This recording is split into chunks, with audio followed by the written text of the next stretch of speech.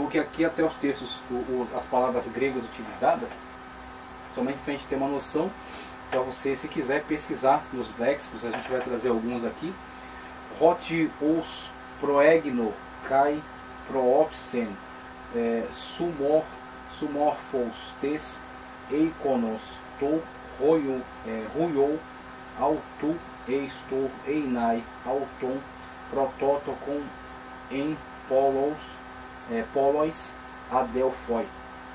Romanos 8:29. Então, proegno, tá certo? Proopsen são as duas palavras relacionadas a pré-conheceu, prognosco, e predestinou. Ok? Então temos essa base aqui de raciocínio. Mais textos que favorecem a ideia da presciência, porque a graça de Deus, tá certo? Aliás, a graça ilimitada, porque a graça de Deus se manifestou salvadora a todos os homens, conforme a carta de Paulo a Tito 2:11. Também o texto que deseja que todos os homens sejam salvos e cheguem ao conhecimento da verdade, conforme a primeira carta de Paulo a Timóteo 2:4. E também estava chegando ao mundo a verdadeira luz que ilumina todos os homens. Graça ilimitada, João 1:9. E o texto que eu tenho citado, que para mim é um texto muito importante para fazer essa distinção entre o salvo e o condenado, fundamentado, né? Essa divisão é feita pela condicional da fé, o crer ou não crer, o rejeitar. Quem crer e for batizado será salvo. Quem crer e for batizado será salvo, mas quem não crer será condenado. Marcos 16:16. Quem não crer será condenado. Não diz quem Deus predeterminou desde a eternidade passada pelo seu desígnio secreto será condenado. Não, quem não crer. Essa é a condição. Crer ou não crer. Eu trago aqui um texto do dicionário J.D. Douglas, faço aqui uma análise. J.D. Douglas faz colocações equivocadas no verbete acerca de presciência, ok? Na página 1087 do dicionário da Bíblia de J.D. Douglas. Primeiro, confunde presciência com predeterminação. Infelizmente ele faz esta confusão aí na sua declaração, ok? Segundo, sugere a perspectiva de que Deus predestina pessoas individualmente. Outra perspectiva também que não é respaldada pela Sagrada Escritura. Terceiro, dá a entender que a eleição conforme a presciência favorece a ideia de que a salvação é por obras, não compreendendo a chamada graça preveniente. Então ele lança essa ideia de que se a salvação, se a predestinação fosse vinculada à presciência, se a predestinação se desse em função, né, devido à presciência, então a salvação desses indivíduos predestinados teria sido realizada em função de suas próprias obras e seria mérito deles. Então ele tenta levar esse encadeamento de ideias, o que é um equívoco, uma vez que sempre que foi esclarecido em relação a esta questão da predestinação e da presciência, sempre foi colocada a questão da graça preveniente, e que o homem só toma decisões verdadeiramente livres para a salvação, ou seja, cessa de resistir ao Espírito Santo de Deus para a salvação, somente quando já foi alcançado pela graça preveniente. Ok? E só chega a esta conclusão, só chega a essa decisão em virtude da ação do Espírito Santo de Deus, e convencimento do pecado, da justiça e do juízo. Deus que deu 11 passos, não houve um passo mais 10 de Deus. Não, Deus deu os 11. Foi Deus que conduziu todo esse processo. Agora, conduziu, não predeterminou. Conduziu no sentido de colocar o homem num estado no qual ele tem agora a oportunidade de ser salvo. Agora, basta crer. Agora, se não crer, aí ele será condenado com justiça.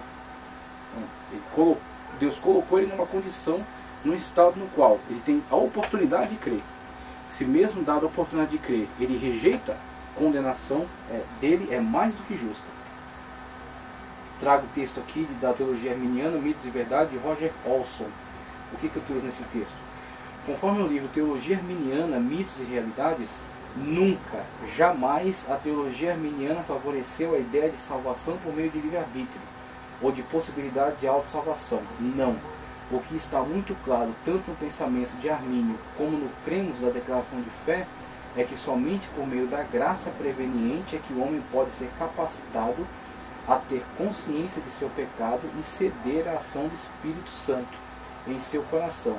E isso tudo em plena conformidade com a máxima soberania de Deus, que governa a história e que julgará os homens de acordo com seus pecados e levando em consideração a livre escolha que lhes foi proporcionada pela dita graça ou graça preveniente. Então, diante dessa situação na qual a graça preveniente está atuando e o Espírito Santo de Deus está convencendo, se mesmo assim ele rejeita, sua condenação é mais do que justa. Trago também o Wycliffe acerca de eleito, e o que eu pontuo aqui de Wycliffe?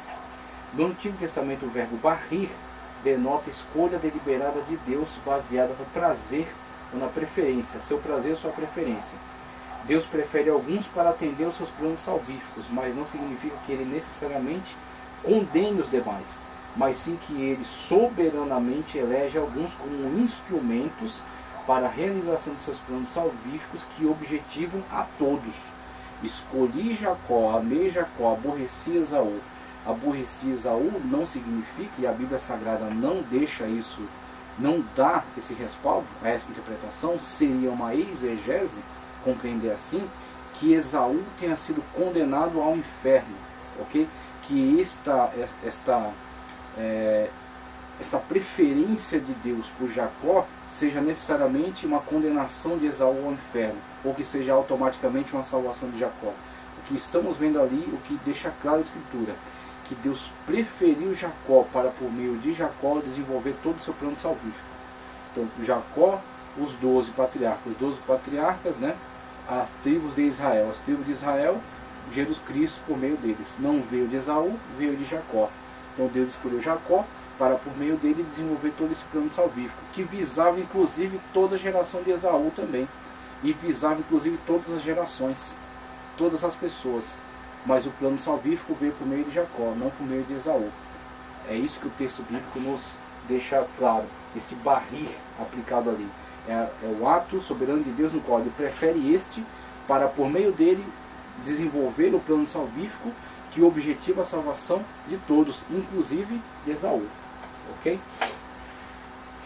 O verbo eklegomai do Novo Testamento fala a respeito da eleição de grupo, ou seja, a Igreja Universal dos Salvos, predestinados conforme a presciência, uma vez que Deus viu que eles creriam, então os predestinou para a salvação. São os eleitos de Deus.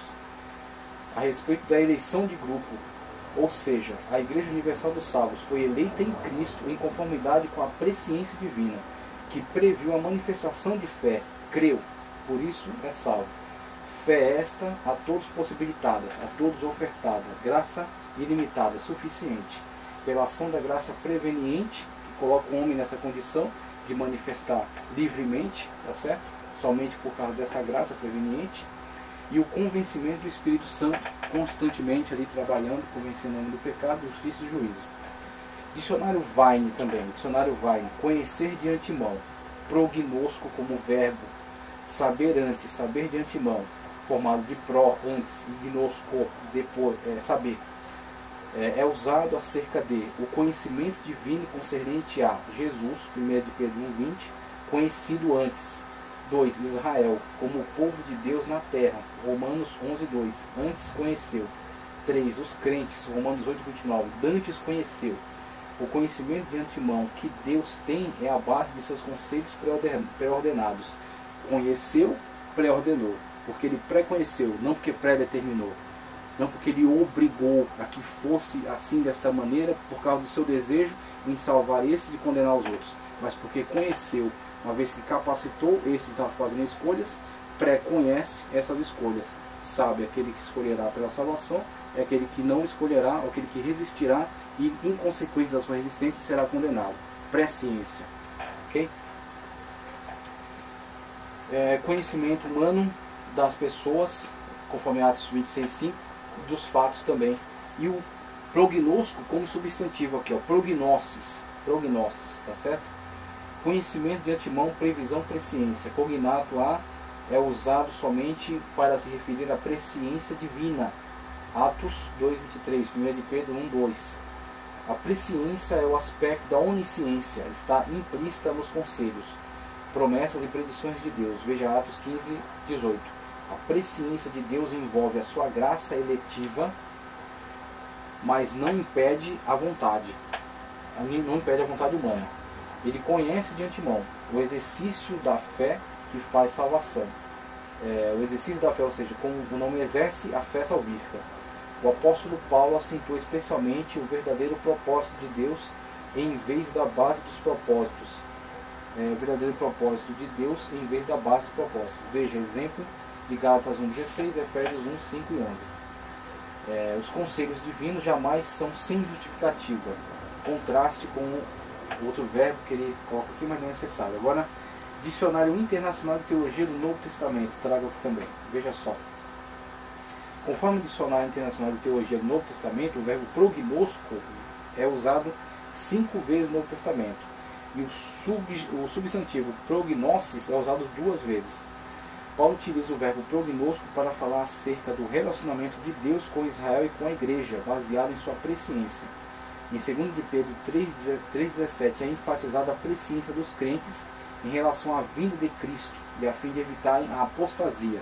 Então, prognosco como verbo utilizado até para se dirigir ao prévio conhecimento da igreja em relação à vinda de Cristo, para evitarem a apostasia e não estarem fora deste evento, não estarem fora da vinda do Senhor. Em Atos 2, 23 e 1 de Pedro 1, 20, o substantivo prognosis é usado em relação ao prévio conhecimento de Deus acerca da necessidade da entrega de Cristo como sacrifício vicário em favor do mundo, provisionando uma suficiente salvação que será aplicada aos que creem, os quais foram previstos por Deus e não arbitrariamente determinados a crer. Muito bem, então o Cordeiro que foi morto desde antes da fundação do mundo, presciência. Deus sabia de antemão a necessidade do sacrifício vicário de Cristo. Deus não é apanhado de surpresa. É isso que a presciência nos deixa muito, muito clara. Assim, nessas poucas passagens relevantes, tanto o verbo como o substantivo falam principalmente da ação de Deus para com Cristo ou para com os homens, e dão testemunho de sua atividade como algo planejado e dirigido.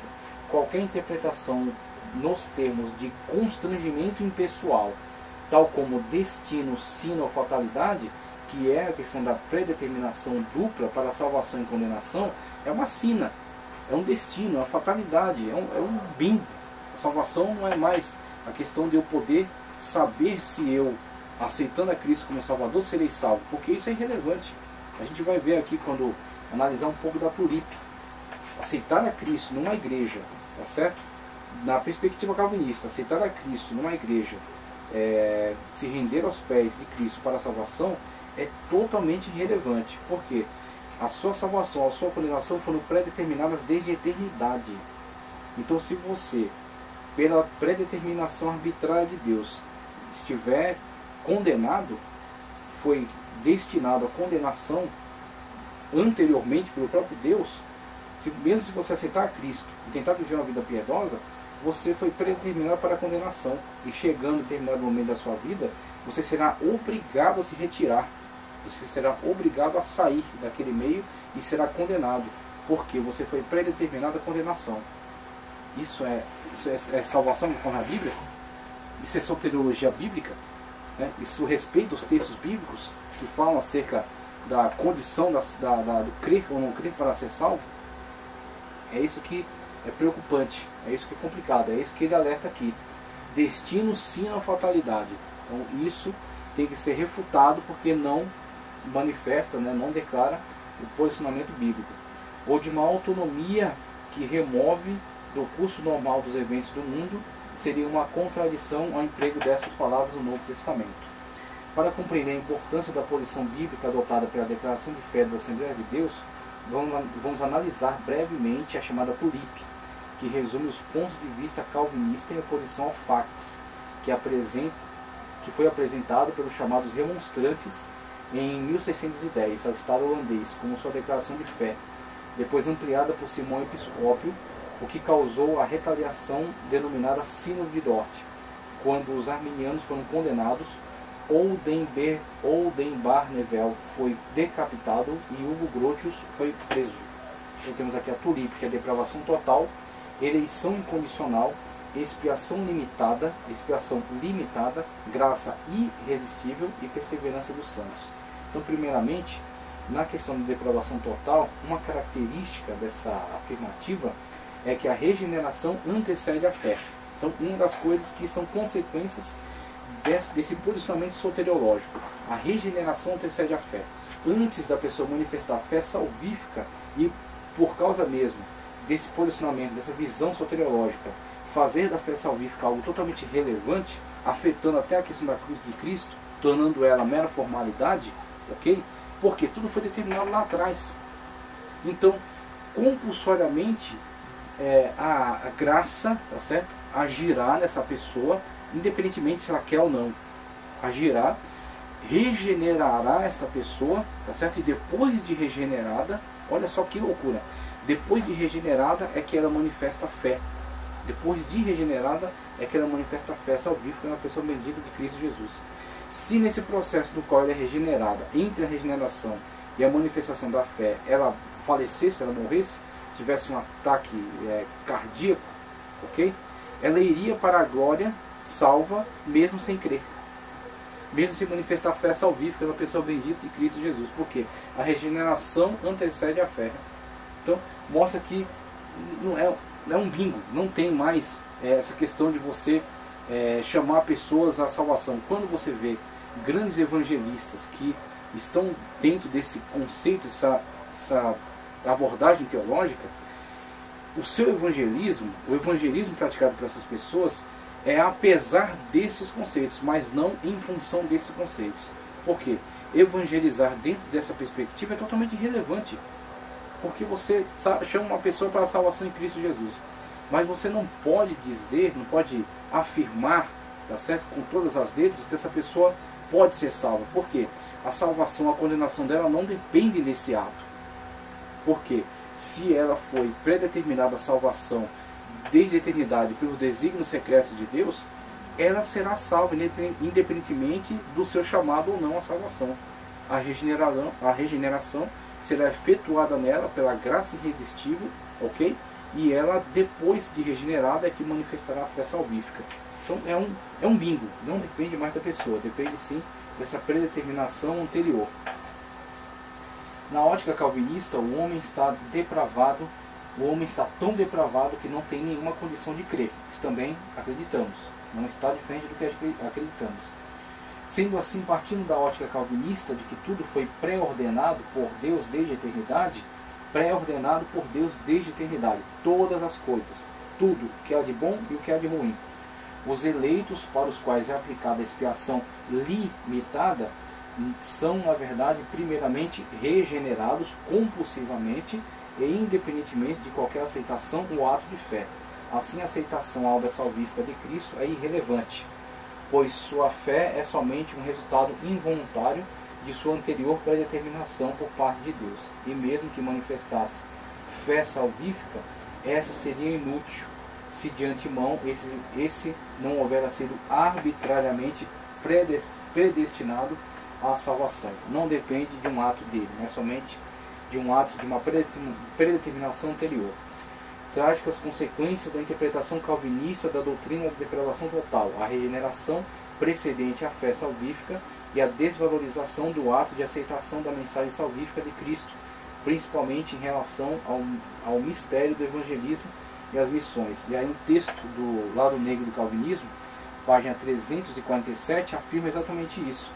Calvinistas importantes como Spurgeon, eles, no ato de seu evangelismo, a sua forma de evangelismo não expressava as ideias calvinistas.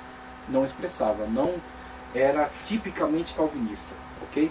Então, quando ele chama todas as pessoas à salvação e faz elas crerem que elas podem de fato serem salvas por um ato de aceitação, tudo isso não é calvinista, ok?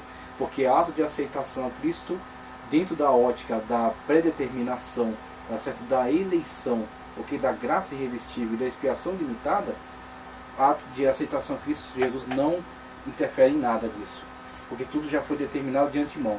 Então aquele ato ali, ele não significa nada, certo? Ele, uma vez que foi predeterminado, acontecerá independentemente da pessoa tomar ou não aquela decisão.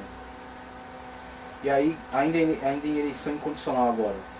A predestinação genuinamente bíblica diz respeito apenas à salvação, como já foi lido, da declaração de fé da Assembleia de Deus, sendo condicionada à fé em Cristo Jesus, estando relacionada à presciência de Deus. Deus preconheceu.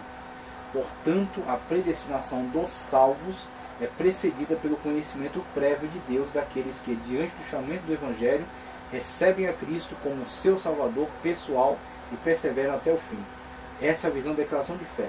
A visão calvinista da eleição incondicional é irreconciliável com as afirmações bíblicas da prévia necessidade de aceitação e não resistência ante o chamamento para arrependimento e aceitação da mensagem salvífica por meio do Evangelho, o que exige efetiva fé salvífica, que como resultado proporciona acesso à justificação operada pelo próprio Deus a nosso favor, pela imputação dos méritos de Jesus Cristo, que conforme a declaração de fé está relacionada à presciência divina e requer a perseverança do salvo.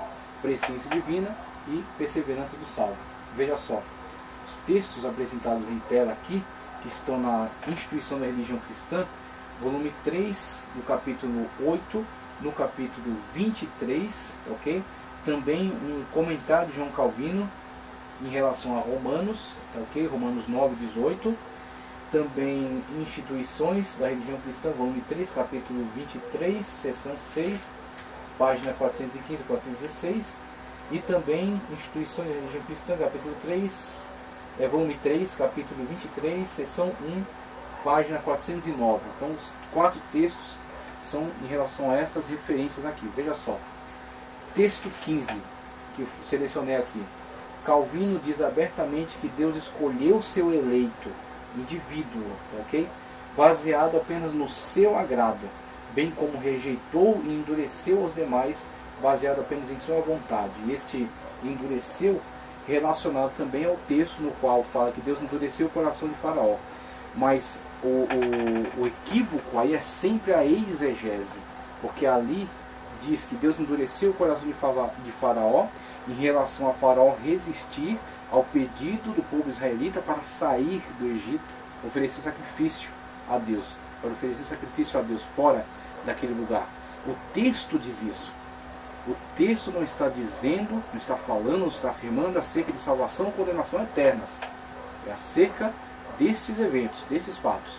Aí o autor, aproveitando-se, né, dessa circunstância, ele transfere isso para uma abordagem acerca de salvação e condenação e tentando enxergar nisso uma justificativa para a afirmação de que Deus endurece o coração daqueles a quem Deus quer que sejam condenados, que Deus quer que pereçam no inferno. Agora, a problemática disso é, em momento algum da Escritura é dito que Deus tem desejo porque alguém seja condenado ao inferno.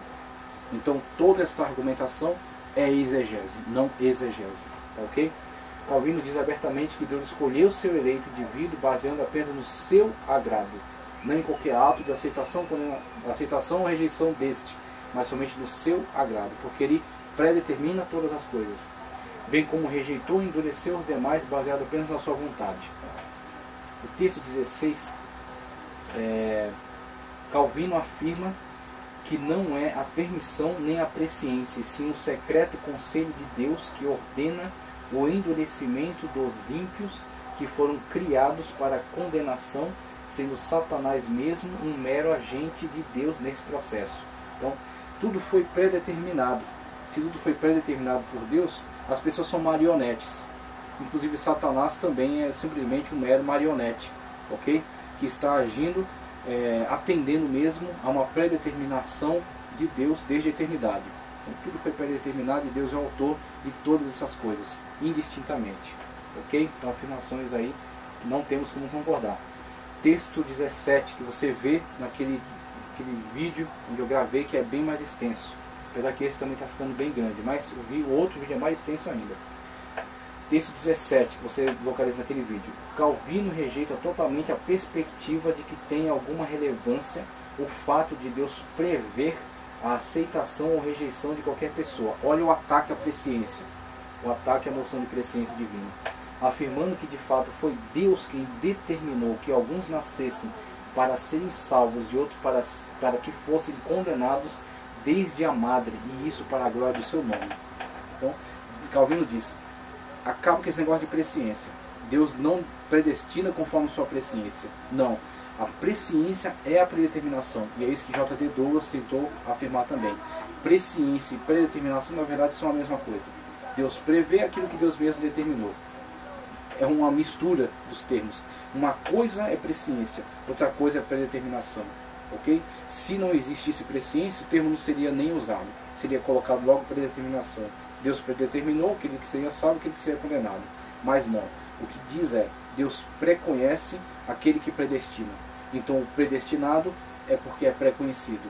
Ok? E Deus preconhece o que? A sua decisão por salvação. Uma vez que foi Deus mesmo quem deu condições a todos, pela graça preveniente e pela ação do Espírito Santo de Deus.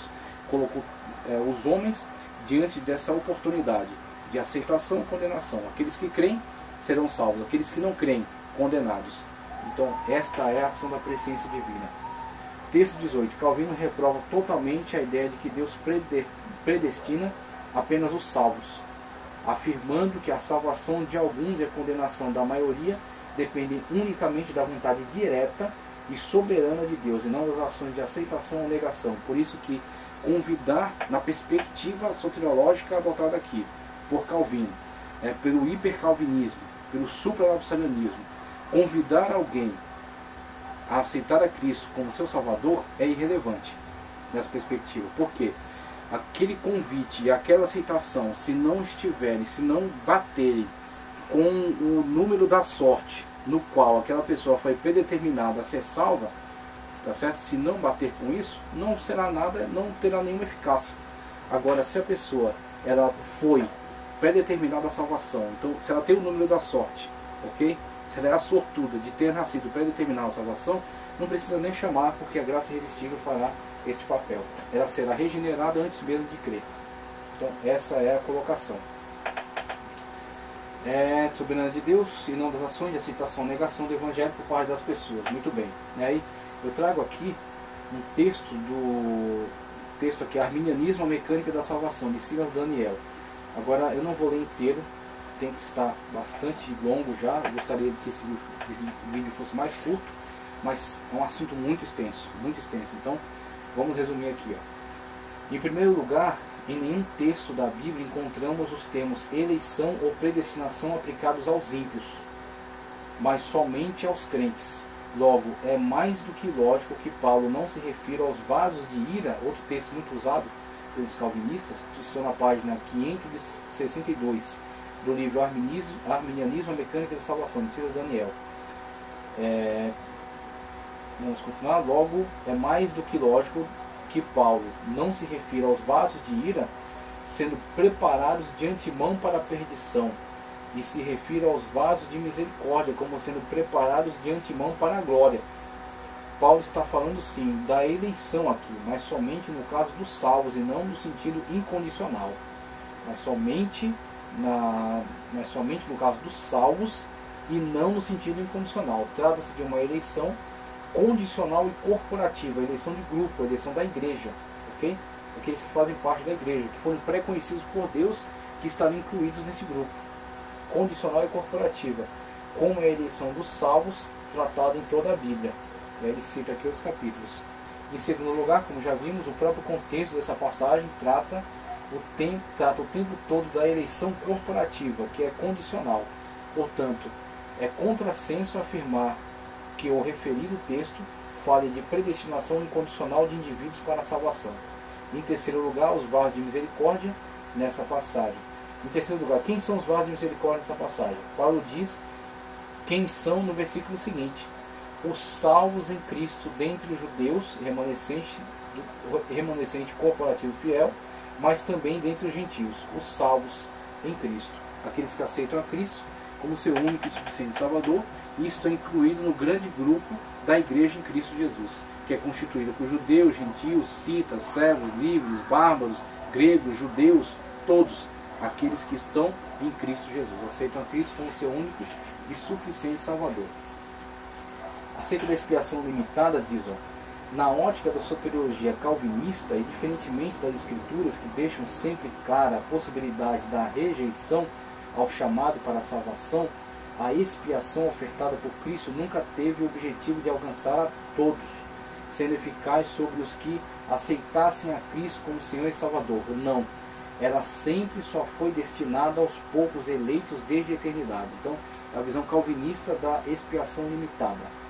Veja, o Evangelho contempla a todos e a ninguém exclui, porque a graça de Deus se há manifestado, trazendo salvação a todos os homens.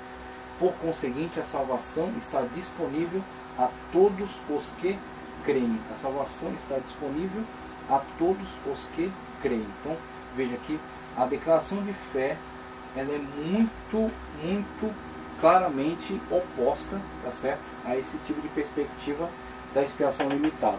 E ela faz sempre, tentando sempre ser o mais fiel possível aos textos bíblicos, tá certo? Aquilo que a Bíblia Sagrada afirma. Eu trago aqui um texto